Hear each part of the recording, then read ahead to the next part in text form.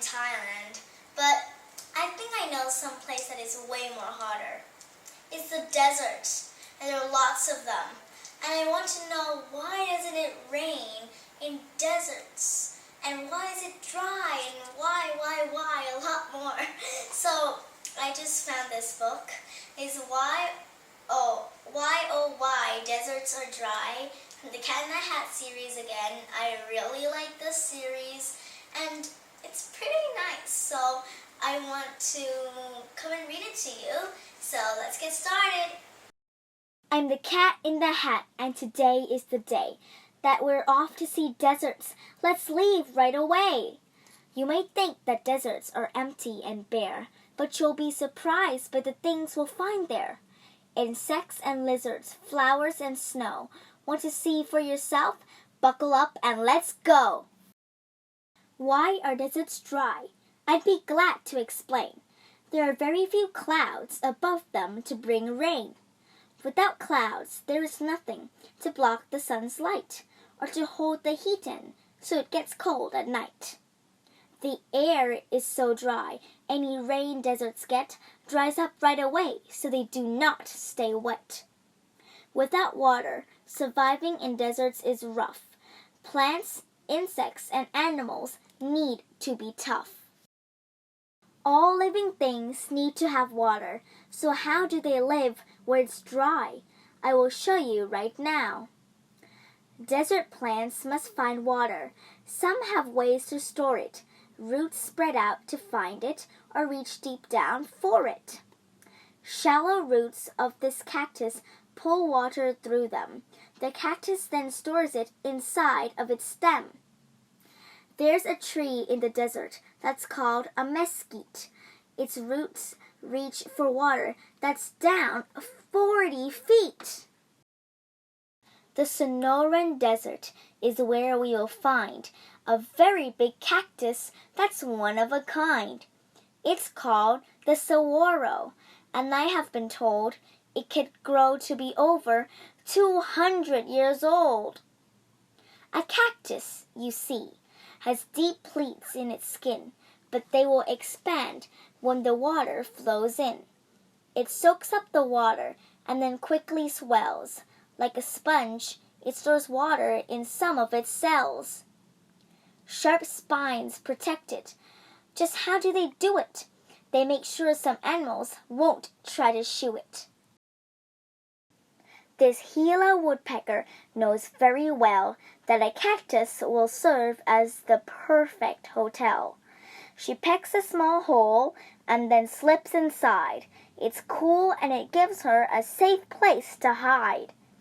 When she's ready to leave, well, I have little doubt, someone else will move in after she has moved out. How do insects get water? What some of them do is get water that's inside the plants that they chew. These desert insects are honeypot ants. All year long, they collect the sweet nectar from plants. They store it inside them, and then they can feed it to ants who are hungry whenever they need it. The Namib Desert gets rain rarely, and yet fog comes from the sea and makes everything wet. Here the fog-basking beetle has a way to survive, getting water it needs to help it stay alive. It tilts its abdomen up. Water droplets soon slide down its body and into its mouth, open wide. Animals differ in the food that they eat and the ways they keep cool in the dry desert heat. In the daytime, small animals stay underground. Later on, when it's cooler, they move above ground. This cute phoenix fox's furry-soled feet help him walk on hot sand. His big ears let out heat. Kangaroos lick their arms to help cool off their skin. Then each dig a hole in the ground and climbs in. We asked this lizard how he spends his days. Each morning he's warmed by the sun's gentle rays. By midday it's hotter and it's time to hide. He slips into his burrow and goes deep inside. In the late afternoon, he's back in the sun. It is not as hot now, and the day's almost done. Then he's back in his burrow to sleep through the night. He'll be up with the sun just as soon as it's light. Hawks, eagles, and vultures fly high in the air. They stay off the ground. It's much cooler up there. Kangaroo rat never drinks, but she eats lots of seeds. The water inside them is all that she needs. Roadrunners can fly, but they usually run. They catch lizards and snakes in the hot desert sun. The Sahara Desert, geographers say, is almost as big as the whole USA.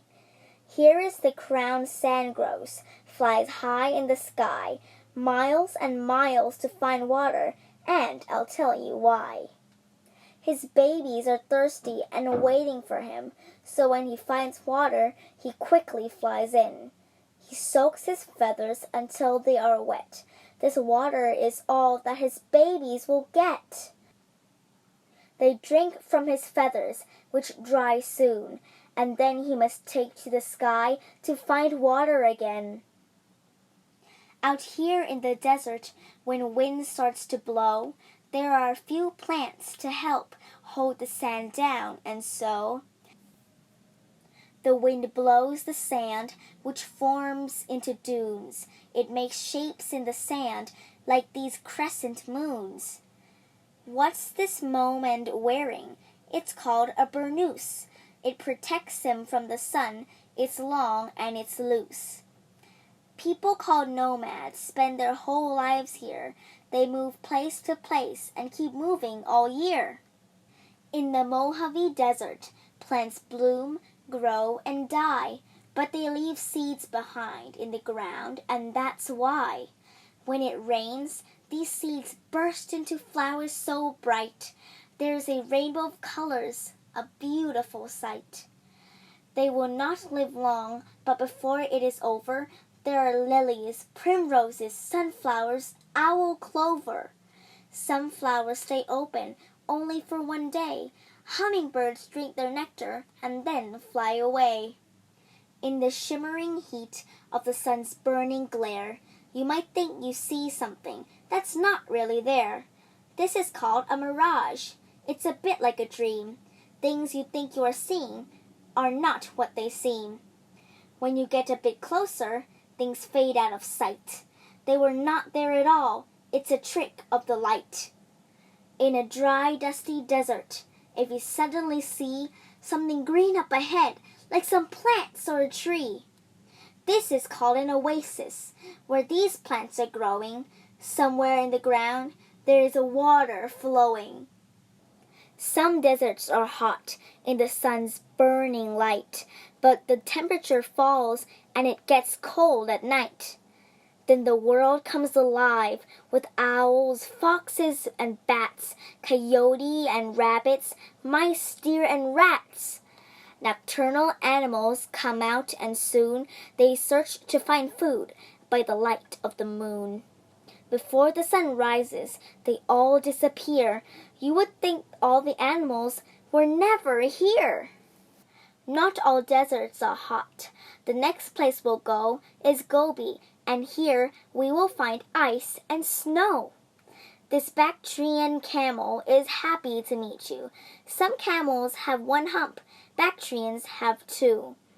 If he goes a long time without eating or drinking, his humps on his back will start steadily shrinking.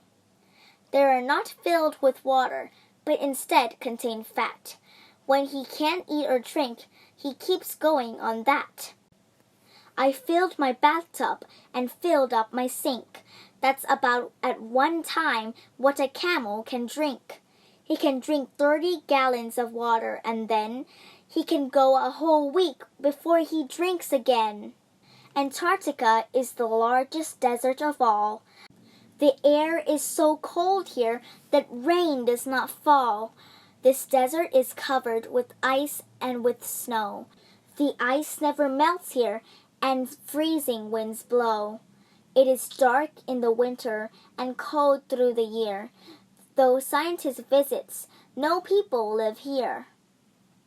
Penguins have a way to survive the cold weather. They get close to each other and huddle together. Today you've seen things that few people see, and I am so happy you saw them with me. A desert, it's true, is a harsh habitat, but I hope you've discovered it's much more than that. No day in a desert is ever the same, and once you've been there, you are glad that you came. The end!